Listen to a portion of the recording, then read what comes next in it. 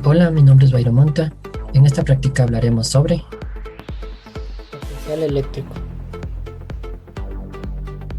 Los materiales utilizados para esta práctica es un simulador llamado Chairs and Files.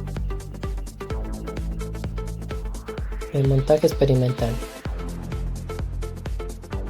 Bueno, en esta práctica se va a realizar un estudio sobre los conceptos de campo eléctrico, potencial eléctrico y de las superficies equipotenciales, que son generadas por dos cargas puntuales y una distribución lineal de cargas.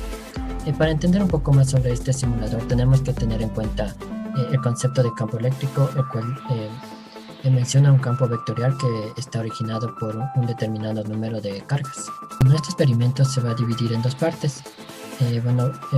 En las dos partes vamos a trabajar con el mismo simulador llamado Chairs and Files. Lo primero que vamos a hacer en la primera parte es colocar la opción grid, en donde se nos abre una hoja con bastantes cuadrículas. Entonces lo que vamos a hacer primeramente es colocar una carga positiva en cualquier punto. Este va a ser nuestro punto 0, 0. Después procedemos a colocar otra carga, puede ser positiva o negativa, en este caso área negativa, en una distancia que nos dice que es de 3 a 0. Para saber cuánto mide cada cuadrícula, vamos acá a la opción de values. Entonces aquí podemos ver que nos dice que dos cuadrículas grandes miden 1 metro. Entonces por lo cual nuestra opción es de la coordenada 3, 0, 0, por lo que aquí sería 1, 2, 3. Acá vamos a colocar nuestra carga. Y después vamos a proceder a colocar un sensor. Lo vamos a colocar en la ubicación 2, 1.5.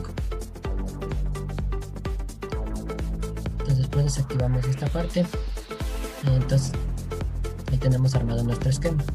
Y para nuestra segunda parte lo que vamos a hacer es colocamos la opción de grid. En este primeramente vamos a colocar una carga, que este va a ser nuestro punto 0, 0, nuestro punto intermedio. Entonces lo que hacemos es añadir 6 cargas del mismo signo sin que estén separadas una de otra. También lo hacemos en la parte de abajo. Después tenemos que colocar un sensor. Para colocar saber la distancia del sensor, lo que vamos a hacer es medir desde nuestro punto 0, que es este. Vamos a medir una cierta distancia. En este caso lo que nos pide es que hagamos con los 4 primeros dígitos de nuestro código de estudiante.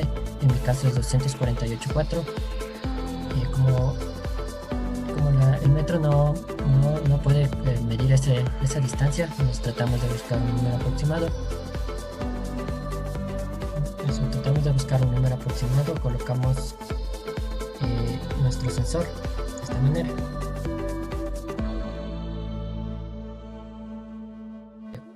Para poder realizar nuestra tabla de datos, lo primero que vamos a hacer es medir la distancia que hay de cada carga hacia el sensor.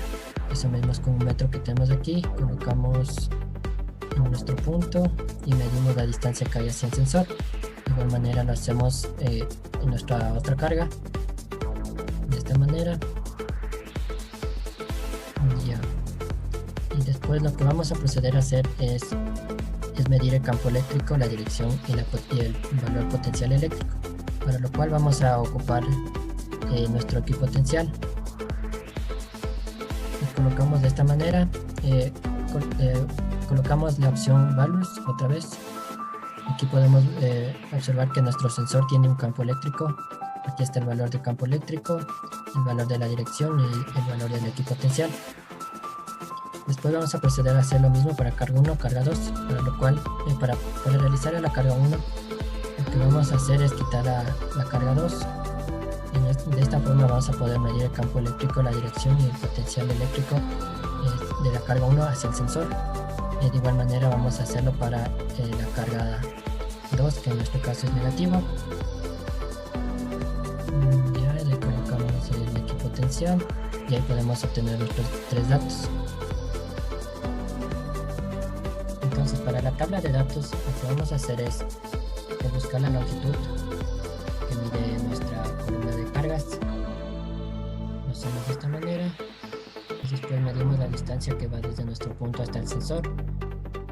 Después tenemos que también obtener el valor del campo eléctrico y la dirección del campo eléctrico, para lo cual volvemos a colocar la opción values, y aquí tenemos los dos valores.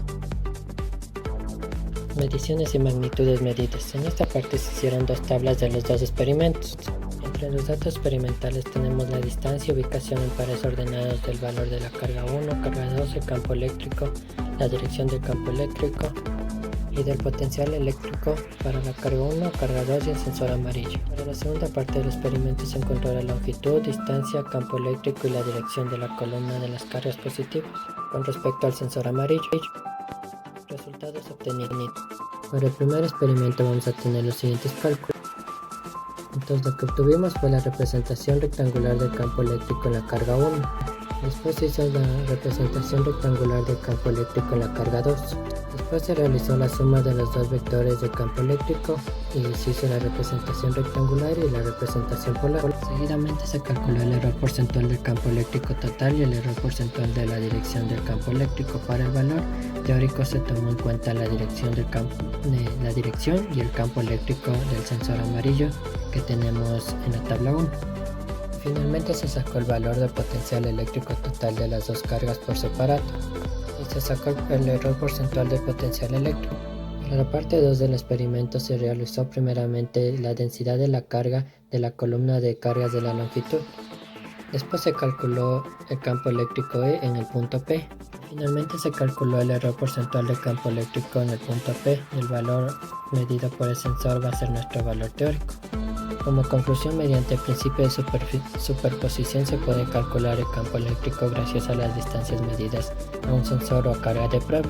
En el segundo experimento, para la distancia P, que nos pedía que se haga referencia a los 4 primeros dígitos de nuestro número de estudiante, pero el simulador no nos brindaba dicho número y entonces hizo una aproximación. Y por ende, al calcular el error porcentual del campo eléctrico salió un resultado muy elevado, ya que por sí los valores con los que se trabajó variaron mucho.